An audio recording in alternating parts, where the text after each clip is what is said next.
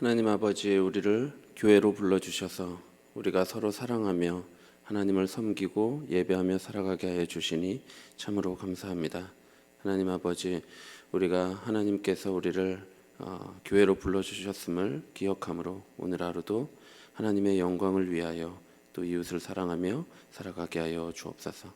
예수 그리스도의 이름으로 기도하옵나이다. 아멘. 찬송가 312장 하시겠습니다.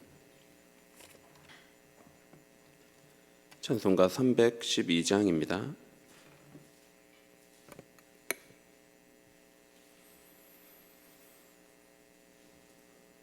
함께 찬송가 312장 찬송하겠습니다. 너 하나님께 이끌리어 일평생 주만 바라면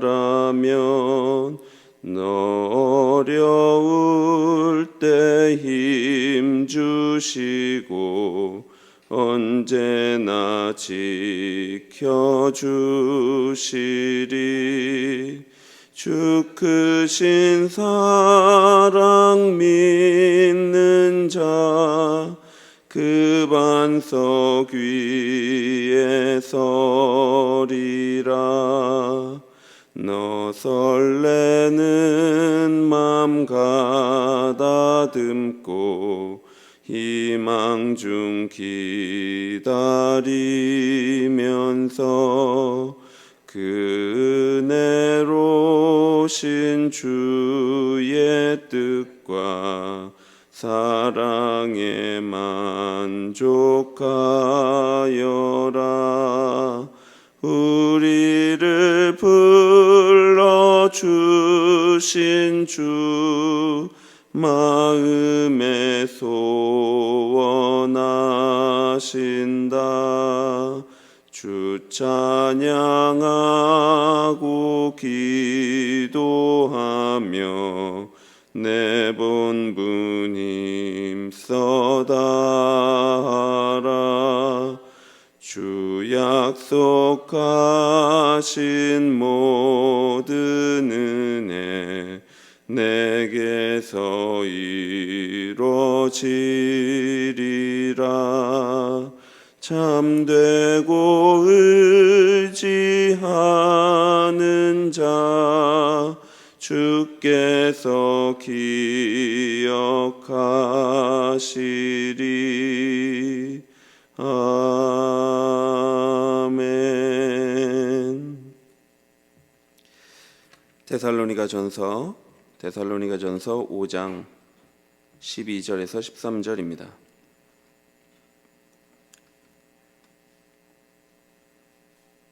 데살로니가전서 5장 12절 13절 말씀입니다.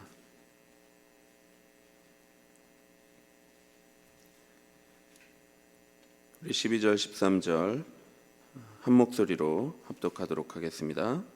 형제들아, 우리가 너희에게 구하노니 너희 가운데서 수고하고 주 안에서 너희를 다스리며 권하는 자들을 너희가 알고 그들의 역사로 말미암아 사랑 안에서 가장 귀히 여기며 너희끼리 화목하라. 아멘.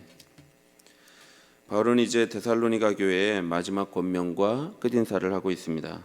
이 부분에서 바울은 교회가 가진 세 가지의 필수 요소를 하나씩 살피고 있습니다. 첫째로 12절과 13절에 바울은 교회의 지도자들에 대해 말하면서 성도와 목회자가 서로 어떻게 여기고 어떻게 관계를 맺어야 하는지 말해줍니다. 그리고 둘째로 14절과 15절을 통해서 교회 안의 성도의 교제와 서로를 어떻게 돌보아야 하는지 교인들의 서로 간의 책임에 대해서 말씀하고 있습니다. 그리고 셋째로 16절에서 18절에는 바울은 교회의 공적 예배에 대해서 쓰면서 예배 안에 무엇이 포함되어야 하는지를 가르치고 있습니다. 오늘은 먼저 12절과 13절을 통해서 목회자는 성도를 어떻게 대해야 하는지, 그리고 성도는 목회자를 어떻게 대해야 하는지를 성경의 가르침을 통해 보도록 하겠습니다. 12절을 보면 먼저 목회자가 성도를 어떻게 대해야 하는지, 어떻게 섬겨야 하는지를 말씀하고 있습니다. 12절입니다. 형제들아, 우리가 너희에게 구하노니 너희 가운데서 수고하고 주 안에서 너희를 다스리며 권하는 자들을 너희가 알고 바울은 먼저 형제들아 우리가 너희에게 구하노니라고 말합니다. 바울은 마지막 권면을 시작하면서 형제 자매 여러분 우리가 여러분에게 부탁합니다라고 말하고 있습니다. 무엇을 부탁합니까? 너희 가운데서 수고하고 주 안에서 여러분을 지도하고 가르치는 이들을 알아보십시오. 그들을 알아주십시오라고 말하는 겁니다. 우리는 이 구절을 통해서 목회자가 어떤 일을 하는 자들인가에 대해서 살필 수 있습니다. 본문은 교회 지도자들에 대해서 세 가지 동사를 사용하고 있습니다. 첫째로 교회 사역자들은 너희 가운데서 수고하는 사람들입니다. 교회 지도자들과 관련하여 바울이 첫 번째로 사용하는 동사는 코피아오라는 동사입니다. 이 단어는 지치다, 피곤하다, 수고하다라는 뜻을 가지고 있습니다. 그러니까 목회자들은 교회를 위하여 지치고 피곤하며 수고하는 자들이라는 의미입니다. 제가 파트타임 사역자로 일하다가 처음으로 전임 사역자로 일하기 시작할 때 주변에 한 목사님께서 조언을 해주시기를 일하면서 세상의 직업인처럼 되지 않도록 조심해라 이렇게 말해주셨습니다. 처음에는 그게 무슨 소린지 잘 몰랐는데 전임 사역을 하다 보니까 하루하루 이렇게 바쁠 때가 많고 지칠 때가 있습니다. 새벽에 일어나서 저녁에 잠들 때까지 정신없이 하루가 지나갈 때도 있습니다. 그렇게 일을 하다 보니까 자꾸 여느 세상의 직업인처럼 그냥 내일만 빨리 처리하면 된다라고 생각하게 되는 것입니다. 사실 모든 직업도 그래서는 안 되지만 특별히 교회 사역을 하는 이 목회자들은 자기가 지금 하나님께 부여받은 사명을 감당하고 있으며 또한 지금 영혼을 살리는 사역을 내가 하고 있다는 것을 잊어서는 안 됩니다.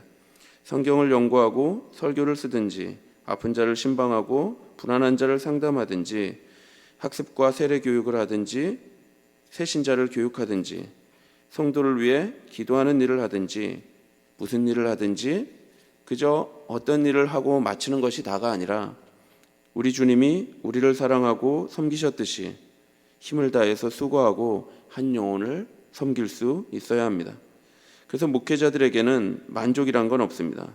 다만 최선을 다해서 힘을 다해 우리 주님이 우리를 섬기신 것처럼 그저 수고할 뿐입니다. 둘째로 교회 사역자들은 주 안에서 너희를 다스리는 자들입니다.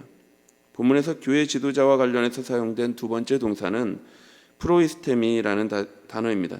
이 단어의 어원은 먼저 가다라는 뜻이 있습니다. 그래서 이 단어는 지도하다, 이끌다, 관리하다라는 뜻으로 사용됩니다. 교회 사역자들은 성도들을 영적으로 이끄는 사람들이며 돌보고 관리하는 자들입니다. 그런데 교회 지도자들은 힘과 권위로 누르는 것이 아니라 겸손과 온유함으로 성도를 섬기는 자들이죠. 교회 사역자들은 성도들을 다스리는 자들인데 예수 그리스도께서 가신 그 십자가 길을 겸손하게 먼저 걸으면서 성도들에게 그 길을 안내하는 자들입니다. 세상의 지도자들은 힘으로 지배하지만 교회의 지도자들은 겸손하게 섬기는 자들이지요. 사역자가 먼저 십자가의 길을 걷지 않으면서 성도들에게 그 길을 함께 걷자고 말한다면 그 말에는 힘이 없을 것입니다. 사역자가 먼저 그리스도의 몸된 교회에 헌신하지 않으면서 섬김과 봉사를 요구한다면 그 말에도 힘이 없습니다. 설교자가 먹고 사는 문제에 묶여서 쩔쩔매면서 묶여서 사는데 그렇게 자유하지 못하는데 성도들에게 두려워하지 말라고 하나님께서 먹을 것을 주신다고 하나님께서 지키신다고 말한다면 그 말에도 힘이 있을 수가 없습니다. 자녀들을 키워봐도 이 아이들이 조금만 크면 엄마 아빠 사는 것을 다 보고 있습니다. 그런데 권위자가 그 길을 걷지 않으면서 아무리 소리를 크게 내서 말을 한들 그 말에 힘이 있을 리가 없습니다. 교회 사역자들은 묵묵히 십자가의 길을 먼저 걸어가는 자들입니다. 그리고 그 길이 우리 눈에 보기에 죽음의 길 같지만 실제로는 사는 길이요 생명과 평안을 얻는 길임을 안내하는 자들이 바로 목회자의 사역입니다.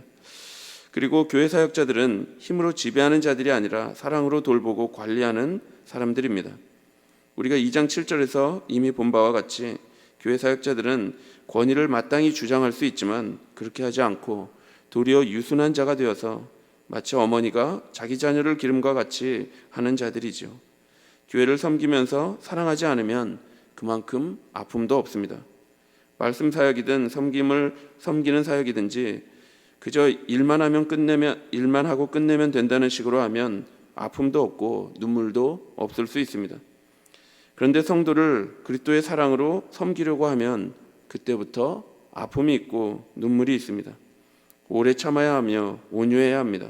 모든 것을 참으며 모든 것을 믿으며 모든 것을 바라며 모든 것을 견디어내야 합니다.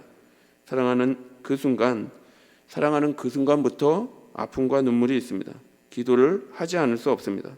그래서 교회 일은 세상 방식으로 일을 잘한다 해도 그것만으로 잘하는 것이 아닙니다. 하나님의 마음으로 부모처럼 성도를 품고 사랑할 수 있어야 합니다. 그렇게 돌보는 사역이 교회 지도자의 사역이죠. 셋째로, 교회 사역자들은 권하는 사람들입니다. 여기서 사용된 동사는 누세테오라는 단어입니다. 이 단어는 훈계하다, 가르치다, 충고하다라는 의미를 가지고 있습니다. 교회 사역자들은 성도를 돌보고 사랑해야 하지만 동시에 훈계하고 가르치는 사역을 합니다. 앞에서 돌보는 사역이 어머니의 역할이었다면 바른 길로 인도하기 위한 훈계하는 사역은 아버지의 역할이라 할 수 있습니다. 따라서 잘못된 세상의 정신이나 이단적 교리가 교회에 들어왔을 때는 사역자들이 단호하게 경고해야 합니다. 그리고 나쁜 행위와 그 결과에 대해서 경고와 더불어 교회적으로 징계도 할 수 있어야 합니다. 그렇다면 반대로 이제 성도들은 사역자들을 어떻게 대해야 합니까? 13절이 우리를 가르치고 있습니다. 그들의 역사로 말미암아 사랑 안에서 가장 귀히 여기며 너희끼리 화목하라. 성도들이 목회자를 대할 때 너무 무시해서도 안 되고 그렇다고 반대로 너무 절대적인 권위자처럼 대해서도 안 됩니다. 다만 최대한 존경의 마음을 가지고 목회자를 대할 수 있어야 합니다. 12절 마지막 부분에 보면 너희가 알라 이렇게 말하고 있습니다. 그런데 무엇을 압니까? 목회자가 성도를 향하여 지치고 피곤해서 수고하는 자들이며 먼저 그 길을 걸어감과 동시에 어머니처럼 돌보는 자들이며 잘못된 것이 있을 때 충고하고 훈계하는 자임을 알라는 것입니다. 그렇게 성도를 위해 사랑으로 섬기는 자가 목회자라는 것을 알고 그들이 하는 일을 생각해서 사랑으로 그들을 가장 귀하게 여기라고 말씀하고 있는 것이죠. 이 말은 사랑으로 그들을 극진히 존경해라 라고 말하는 것입니다. 목회자는 성도를 사랑하며 눈물로 아파하면서 섬기는 자가 되어야 합니다.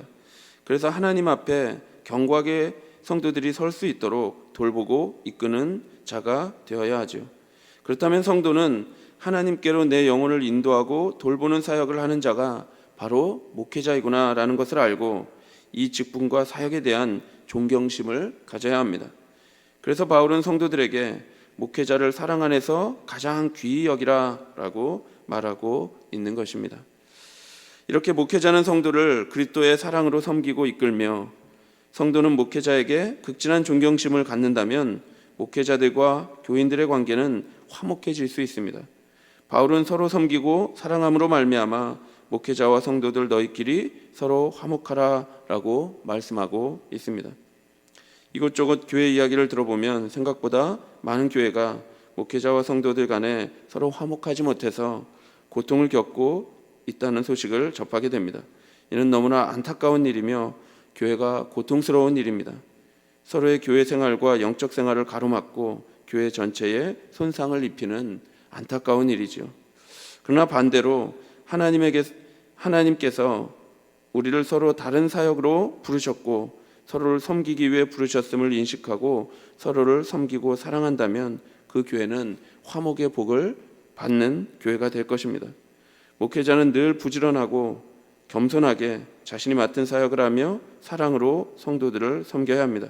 그리고 성도들은 목회자들의 수고와 사랑에 대하여 존경심을 가져야 합니다. 우리 모두가 오늘 말씀을 기억함으로 목회자와 성도가 서로 사랑함으로 화목의 복을 누리는 복된 교회가 되기를 바랍니다. 기도하겠습니다. 하나님 아버지, 우리를 한 교회로 묶어주셔서 감사합니다. 주께서 우리가 한 몸이라고 말씀하여 주셨는데 우리가 정말 한 몸된 지체로서 서로를 위하여서 섬기고 서로를 극진히 사랑하고 존경함으로 말미암아 화목을 이루는 귀한 교회가 될 수 있도록 주께서 인도하여 주옵소서. 감사드리며 예수님의 이름으로 기도하옵나이다. 아멘. 하늘에 계신 우리 아버지여, 이름이 거룩히 여김을 받으시오며 나라의 마옵시며 뜻이 하늘에서 이룬 것 같이 땅에서도 이루어지이다.